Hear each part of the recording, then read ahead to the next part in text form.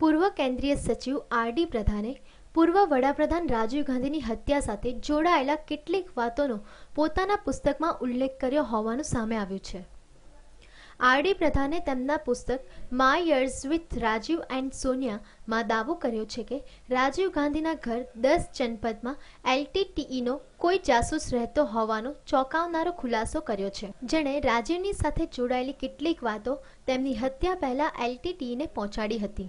વધુમાં આ પુસ્તકમાં આર.ડી. પ્રધાને દાવો કર્યો છે કે ભલે તપાસ એજન્સીઓ કંઈ પણ કહે, પરંતુ કંઈક એવા તથ્યો છે જે છુપાવવામાં આવી રહ્યા છે. પ્રધાને કહ્યું કે મને એવું લાગી રહ્યું છે કે રાજીવ ગાંધીની હત્યાના ષડયંત્રમાં દૂર બેઠેલા કેટલાક પ્રભાવશાળી વ્યક્તિઓ સામેલ હતા.